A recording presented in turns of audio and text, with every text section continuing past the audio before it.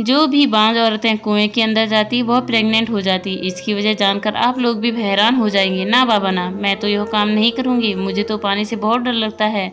अब भला संतान के खातिर कुएं में कौन उतरता है? जिसे भगवान ने संतान देनी होती है वैसे भी उसे दे देता है। मुझे पूरा भरोसा है कि भगवान मेरी गोद जरूर हरी करेगा, इसलिए मुझे यह सब करने की कोई ज़रूरत नहीं है। मेरी भाभी ने तो माँ की बात सुनते ही मना कर दिया। उसके चेहरे से डर साफ दिखाई दे रहा था। मेरी माँ ने माथे पर बल पड़ गए थे। वह कहने लगी कि क्या हो जाएगा अगर तुम कुएं में उतर गई तो मर तो नहीं जाओगी ना? तुमने खुद अपनी आंखों से देखा है कि हमारी पड़ोसन हेमा की बहू पिछले 5 साल से उसकी संतान नहीं हो रही थी। जब वह कुएं के अंदर गई तो भगवान ने उसे 3 बेटे दे दिए, लेकिन भाभी ने अभी नहीं मैं ही अपना सर हिलाए कहने लगी कि उसमें कुएं का कोई कमाल नहीं, बल्कि भगवान की उस लड़की की किस्मत पर संतान का सुख लिखा होगा, तभी तो वह 3 बेटे दिए हैं। भाभी की बात सुनकर माँ का पारा चढ़ गया। वो कहने लगी, इन चीज़ों में भगवान की कोई भी कृपा होती है? तुम लोग नास्तिक लोगों क्या समझते हो? मुझे पता है कुछ लोग लड़कियां शहर से शादी कर आती और वो गांव वालों को बेवकूफ़ समझती है। तुम भी अपने दिल में यही सोच रही है होगी। तुम्हारी सास को तो क्या पता, यह तो यूं ही बातें बनती है, मगर ऐसा नहीं है। इन चीज़ों में भगवान का खास आशीर्वाद होता है, भगवान की खास नज़र होती है। भगवान के तुम्हें सच बताऊं तो मेरा भी बिल्कुल भी दिल नहीं था कि मैं अपनी बहू को शहर से लेकर आऊं। तो मैं गांव कि अपने जैसे ही सीधी सादी लड़की को अपनी बहू बनाना चाहती थी, मगर क्या करूं, जब मेरी दोस्त ने मेरे सामने अपने हाथ जोड़ दिए तो मुझे मजबूरी में तुम्हें अपनी बहू बनाना पड़ गया। मगर तुम किसी खुशफहमी में मत रहना कि तुम मेरी दोस्त की बेटी हो, तो मैं तुमसे कुछ नहीं कहूँगी।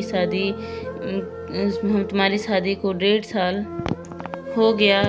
अगर तुम मुझे अभी पोता नहीं दे पाए तो तुम्हें यहाँ से मैं चलता कर दूंगी और अपने बेटे के लिए गांव से कोई सीधी सादी लड़की लेकर आऊंगी। मेरे बेटे के रिश्तों की कोई कमी नहीं है। माँ इतना कहकर अपने पैर पटकते हुए कमरे से बाहर निकल गई। पिंकी भाभी की आंखें आंसुओं से भर गई थी। मुझे उनकी तरफ देखकर बहुत ज़्यादा दुख हो रहा था। वह बहुत सीधी सादी और मासूम सी लड़की थी, मगर मेरी माँ सुबह शाम उसे ताने देती और कोसती रहती, जिसकी वजह से सिर्फ यही नहीं, वह शहर से आई थी जबकि हम लोग गाँव के रहने वाले थे। सामने जब भाई अपने काम से वापस आए तो माँ ने भाभी को डराने के लिए उनसे भी कह दिया, अनिल तुम दोनों पति पत्नी के पास बस 2 महीने का समय है। अगर तुमने इतने समय में मुझे खुशखबरी दे दी तो ठीक है, वरना तो फिर मैं तुम्हारी दूसरी शादी करवा दूंगी। माँ की यह बात सुनकर अनिल भाई बहुत ज़्यादा परेशान हो गए। वो कहने लगे कि माँ आप कैसी बातें कर रही हो? मेरी पत्नी पिंकी ने किसी चीज़ की कोई कमी नहीं है। भगवान की कृपा से वो बहुत ज़्यादा खूबसूरत और पढ़ी लिखी और समझदार है। उसने हमारे पूरे परिवार को संभाला हुआ है, और अब आप मेरी दूसरी शादी बीच में कहाँ से लेकर आ गई हैं? माँ कहने लगी कि समझदार तो गांव की लड़कियां भी होती है, लेकिन मुझे सिर्फ अपने पोते से मतलब है। अपने बात तुम यह जमीन जायदाद किसके नाम पर छोड़कर जाओगे? कोई तो तुम्हारा नाम देने वाला होना चाहिए ना। मुझे तो हर हाल में पोता ही चाहिए। मैं कुछ नहीं जानती हूँ। माँ की बात सुनकर भाई चुप हो रहे। माँ ने अचानक से भाई का हाथ उठाकर अपने सर पर रख दिया और कहने लगी, तुझे मेरी कसम है अनिल, अगर तुझे 2 महीने के अंदर अंदर पोते की खुशखबरी नहीं मिली तो तुम्हारी दूसरी शादी कर दूंगी और तू मेरी बात को इनकार नहीं करेगा। माँ की यह बात सुनकर भाई के चेहरे का रंग उड़ गया, मगर उन्होंने अपने आप पर कंट्रोल कर दिया और माँ से कहा कि ठीक है, मैं वादा करता हूँ अगर मैं आपको खुशखबरी नहीं दे पाया तो आप मेरी दूसरी शादी कर दीजिएगा। गांव भाई और माँ की बातें पिंकी भाभी किचन में खड़ी हुई सुन रही थी। जब भाई ने माँ की दूसरी शादी के लिए हामी भरी तो भाभी का सर ऊपर और नीचे के नीचे हो गया। उनकी आंखों से आंसू गिरने लगे थे। मैं अपनी भाभी को तसल्ली दे रही थी। उसने कहने लगी, आप फिक्र ना करें, भाई तो सिर्फ माँ का दिल रखने के लिए यह सब कुछ कह रहे हैं। भाई ऐसा कुछ नहीं करने वाले। लेकिन भाभी के आंसू रुकने का नाम नहीं ले रहे थे। वह कहने लगी, कोई भी इतनी बड़ी बात ऐसे ही मजाक में नहीं करता। तुम भगवान भगवान से प्रार्थना करो कि वह मुझे भी संतान दे दे। मैंने कहा भाभी तुम फिक्र मत करो, यह सब हो जाएगा। भाभी खामोशी से अपने कमरे में चली गई। फिर वह रात को खाने के लिए भी अपने कमरे से बाहर नहीं आई। भाई जब प्यार से भाभी के लिए खाना अपने कमरे में लेकर चली गई, लेकिन भाभी ने खाना नहीं खाया। सुबह को भी वो कमरे से नहीं निकली। भाभी भी बहुत ज़्यादा परेशान लग रहे थे। जाहिर सी बात है उन्होंने अपने कमरे में अपनी पत्नी को मनाने की कोशिश की होगी, मगर वो मानने के लिए तैयार नहीं होगी। बात ही कुछ ऐसी थी, वो कैसे मान जाती। भाई भी खाना खाए बगैर भी अपने काम पर चले गए थे। यह बात माँ को बहुत बुरी लगी थी। जैसे ही भाई घर में अपने काम के लिए निकले, माँ आंगन में पड़ी तख्त पर आकर बैठ गई और अपना मुंह भाभी के कमरे की तरफ कर लिया। माँ ऊंची ऊंची आवाज़ में कह रही थी, कोई भी लड़का यूं ही किसी लड़की के पीछे नहीं आता। लड़की की तरफ से कोई इशारा मिलता है तभी लड़का उसका दीवाना होता है। मैंने तो प्रेमा से कह दिया कि तुम्हारी बेटी में कोई तो खराबी है, मगर वो मेरे पैर पड़ गई, हाथ जुड़ने लगी, कहने लगी नहीं नहीं, मेरे बच्चे तो बहुत मासूम है, आप उनको अपने बेटे के लिए पसंद कर लें। मगर यह लड़की शरीफ होती तो क्या उसके लिए तरीके होते। इसकी यह लड़की शरीफ होती तो क्या उसके लिए तरीके होते। इसलिए इसकी वजह से इसका पति भूखे घर से बाहर काम पर चल गया। मेरा बेटा 28 साल का हो गया, आज तक बगैर नाश्ते के मैंने उसे घर से कभी नहीं जाने दिया। मगर जब से यह शहरी औरत हमारे घर में आई, तब से यही सब कुछ चल रहा है। मेरा मासूम सा बच्चा, जिससे शादी करके तो उसकी ज़िंदगी खराब हो गई। माँ भाभी को बहुत कड़वी कड़वी बातें सुना रही थी। मैं अपने कमरे में बैठी यह सोचने पर मजबूर हो चुकी थी कि कोई अपने दोस्त की बेटी के साथ ऐसा कैसे कर सकता है। इतना बुरा व्यवहार तो कोई अनजान के साथ भी नहीं करता है। असल में हुआ कुछ ऐसा ही कि पिंकी भाभी जब शहर में रहती थी तो कॉलेज जाया करती थी। वो आवारा लड़कों का एक गिरोह उनके पीछा करने लगा था। उस गिरोह का एक जो लीडर था वो पिंकी भाभी से प्यार करने लगा और उससे शादी करना चाहता था, लेकिन वो एक बिगड़ा हुआ लड़का था और ना ही उसका ताल्लुक किसी अच्छे खानदान से था। वो एक आवारा किस्म का लड़का था, इसलिए आंटी ने उसका रिश्ता लेने से मना कर दिया। आंटी ने सिर्फ एक ही बेटी थी, इसके अलावा उनका कोई और नहीं था और उनके सर पर अब उनके पति का साया भी नहीं था। वो आवारा और गुंडे लड़कों ने तो साफ साफ कह दिया था कि अगर पिंकी की शादी उनके साथ नहीं हुई और पिंकी को उठाकर ले जाएंगे। उन गुड्डों को यह बात सुनकर आंटी की तो होश ही उड़ गए थे। इन हालात की वजह से आंटी बहुत ज़्यादा परेशान हो गई थी। अगर कोई और बात होती तो वो कभी भी अपनी बेटी का रिश्ता गांव में नहीं करती, लेकिन जब उन्होंने देखा कि हालत इतनी ज़्यादा ख़राब हो गई तो उन्होंने माँ से कहा कि तुम मेरी बेटी को अपने बेटे के लिए ले लो। पहले तो यह बात सुनकर माँ बहुत ज़्यादा खुश हुई थी। वो कहने लगी हाँ हाँ क्यों नहीं, लेकिन जब माँ को पता चला कि भाभी के पीछे कुछ गुंडे लड़के लगे हुए हैं तो उन्होंने आंटी से कह दिया हम रिश्ता नहीं लेंगे। दुनिया में मेरा एक ही बेटा है, अगर हमने इस समय एक बिगड़ी हुई लड़की के साथ उसका रिश्ता कर दिया तो मुझे डर है कि मेरे बेटे के साथ कुछ गलत न हो जाए। वह गुंडे तो मेरे बेटे को मार ही डालेंगे, कहीं वह लड़के अपना बदला मेरे बेटे से ना ले लें। इसलिए मैं तुम्हारी बेटी का रिश्ता अपने बेटे के साथ नहीं कर सकती। लेकिन आंटी ने मेरी माँ के आगे अपने हाथ पैर जोड़ दिए, अपने पैरों में बैठ गई थी। कहने लगी तुम मेरी बेटी का रिश्ता ले लो, नहीं तो उसकी ज़िंदगी बर्बाद हो जाएगी। पता नहीं वह गुंडे उसके साथ क्या करेंगे। मेरी माँ न चाहते हुए भी अपने दोस्त की बात मानने पर मजबूर हो गई। इस समय इस तरह पिंकी भाभी की शादी मेरे भाई के साथ हो गई। पिंकी एक बहुत ही अच्छी सुलझी हुई और समझदार लड़की थी। उसको हमारे घर में आए 1.5 साल हो गए, मगर उसके कोई भी बुराई नहीं देखी। उन्होंने कभी भी मेरे भाई के साथ कोई लड़ाई झगड़ा नहीं किया और ना ही किसी बात को लेकर कोई शिकायत की। यहाँ तक कि उन्होंने मेरे माँ को भी कभी बात पर कोई जवाब नहीं दिया। पूरे घर का काम भी वही करती थी, मगर फिर भी माँ उनसे नाराज़ ही रहती थी। माँ का यही कहना था कि शहर की लड़कियाँ अच्छी नहीं होती। तब मैं अपनी माँ को समझाती रहती कि माँ आप इस तरह भाभी को नहीं कहा करें, हमारी भाभी हर तरीके से बहुत अच्छी लड़की है, आपको उसकी कदर करनी चाहिए। मगर माँ यह बातें कहाँ समझती थी, वह तो इसी बात के गुरूर में थी कि उसने खुद अपने उसकी दोस्त ने खुद उसका हाथ जोड़कर अपनी बेटी का रिश्ता उनके बेटे के लिए दिया है।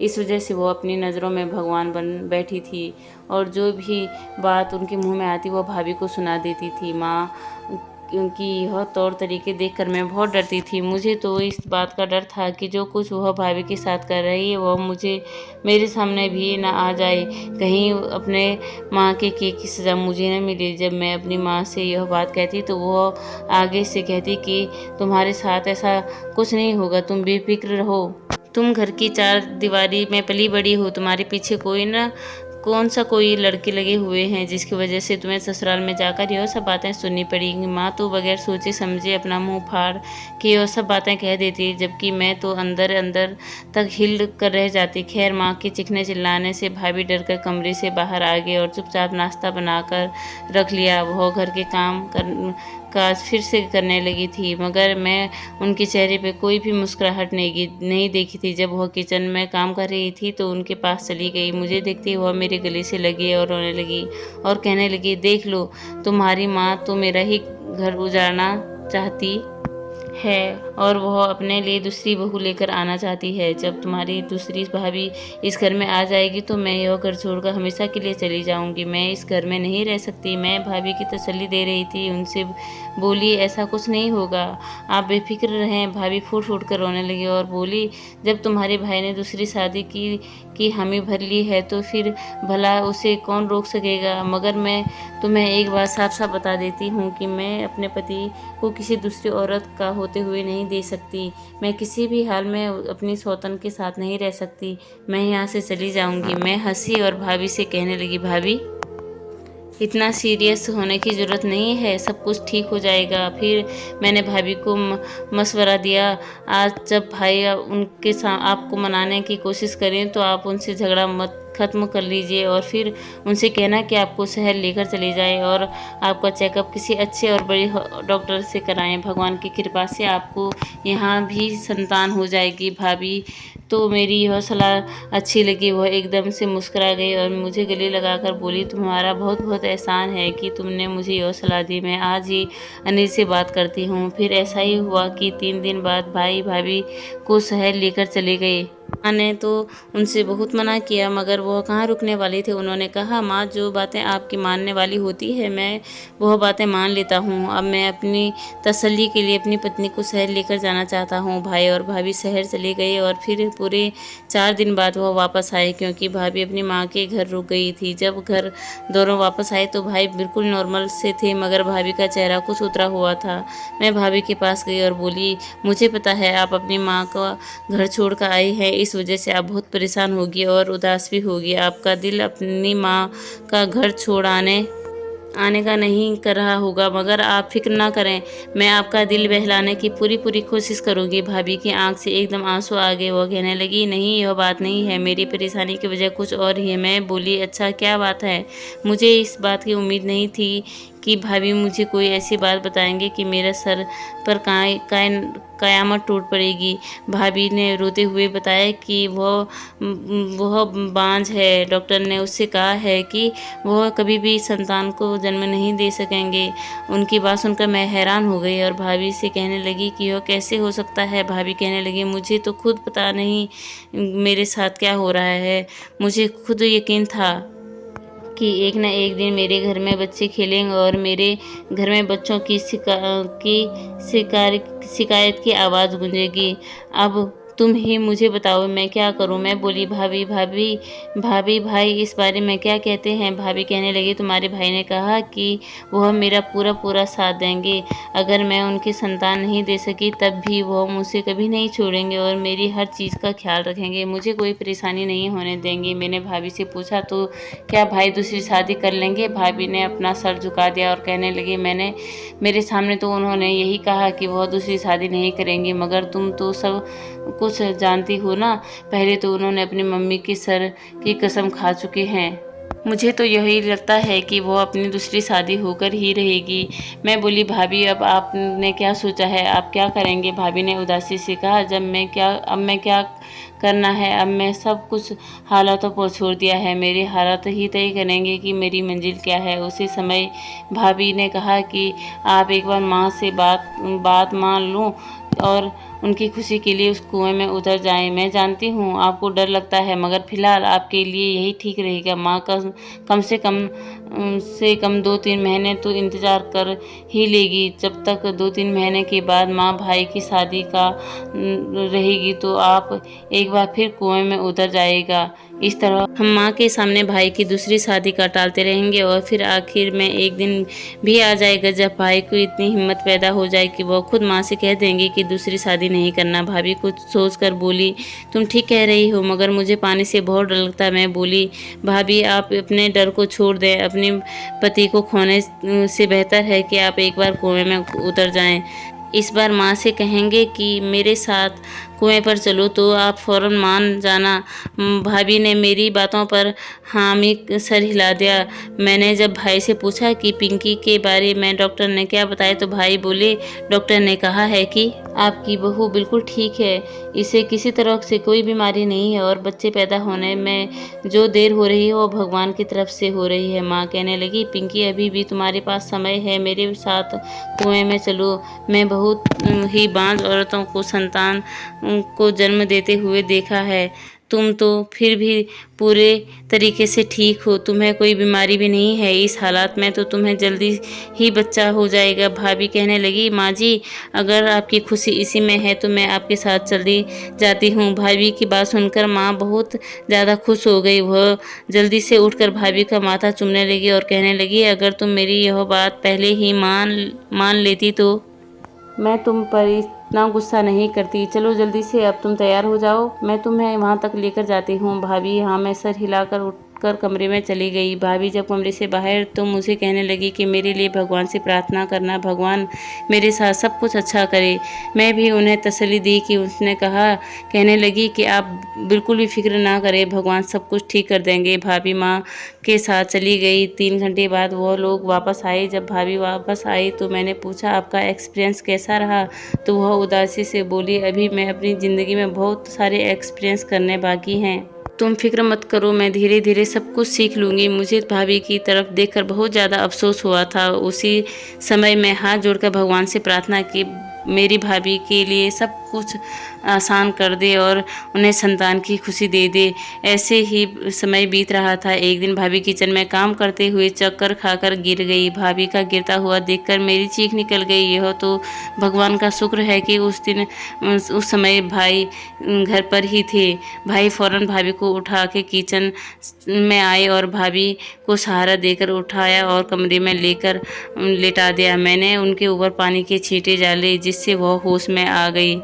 माँ कहने लगी, अनिल जल्दी से जाओ और दाई माँ को बुला कर लेके आओ, मुझे तो लगता है कोई खुशखबरी है। भाभी कहने लगी, नहीं माँ, अभी इतनी जल्दी खुशखबरी कहाँ से आ सकती है। असल बात यह है कि आजकल बहुत टेंशन में रहती हूँ। मुझे हर समय यही फिक्र लगी रहती है कि मैं क्या माँ बन पाऊँगी या नहीं। बस इसी वजह से चक्कर खाकर गिर गई। और कोई बात नहीं है, थोड़ी देर आराम करूँगी तो ठीक हो जाऊँगी। मगर माँ तो कुछ सुनने के लिए तैयार ही नहीं थी। उन्होंने ज़बरदस्ती भाई को भेज दिया।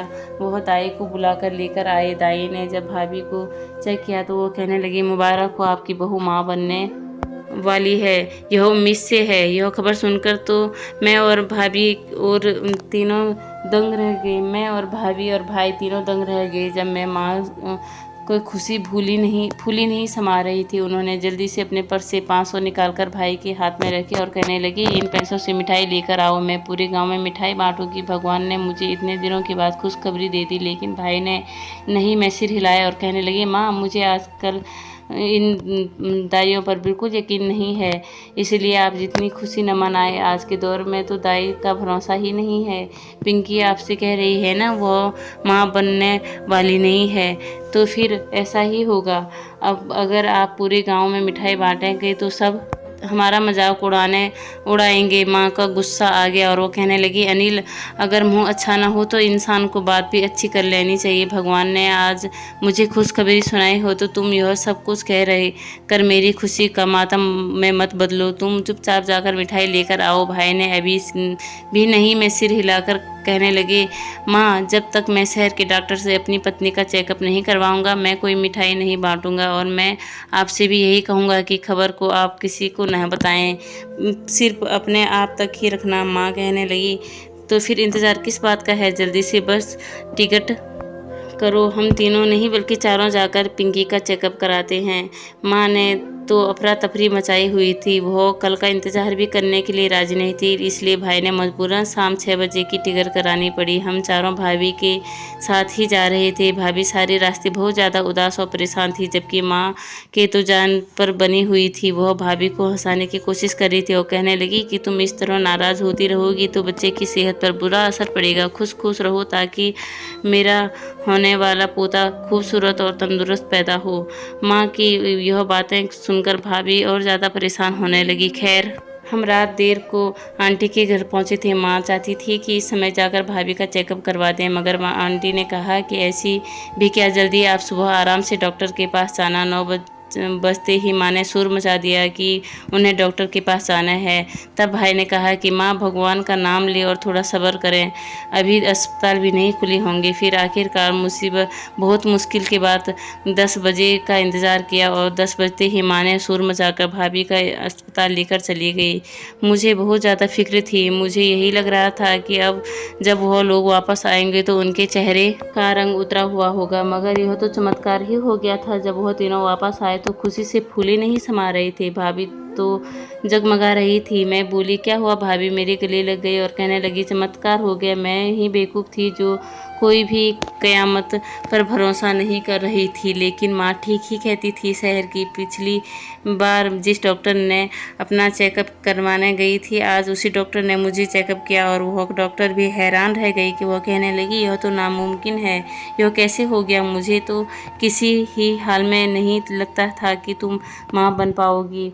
तो यह तुम प्रेग्नेंट कैसे हो गई? मैं तो खुशी से पूरे घर में नाचने लगी।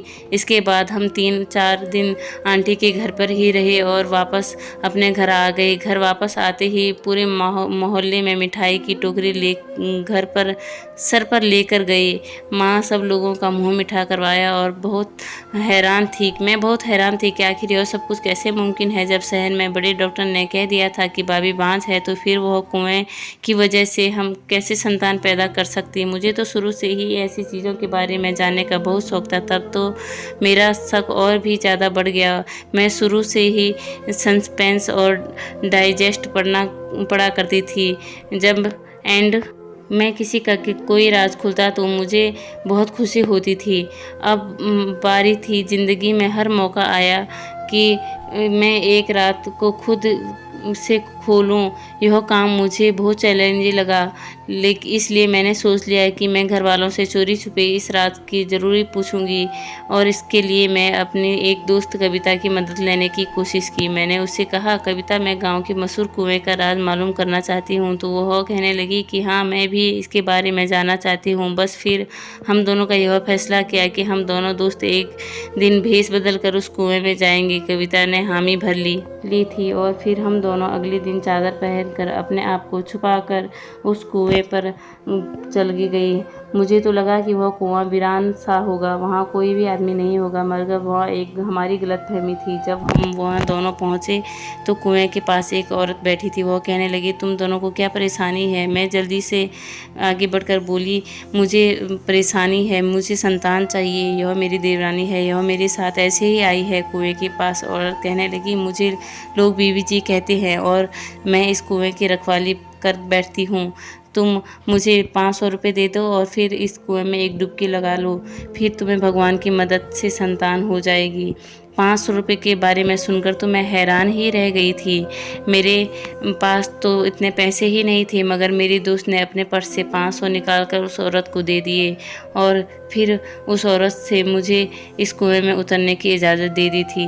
जब मैं कुएं से बाहर आई तो बीवी जी ने मुझे अपने पास बिठाया और मेरे हाथ में एक पैकेट रख दिया। वो कहने लगी, यह दवाई तुमने पूरे 1 हफ्ता अपने खाने में मिलाकर खानी है। भगवान की कृपा से तुम्हें संतान हो जाएगी। कविता ने मेरी तरफ सवालिया नज़रों से देखा। मैं भी परेशान थी। मैं सोच रही थी कि मैं भी परेशान, हमारे इतने पैसे भी खर्च हो गए, हमारे साथ हाथ यहाँ का कोई भी राज नहीं आया।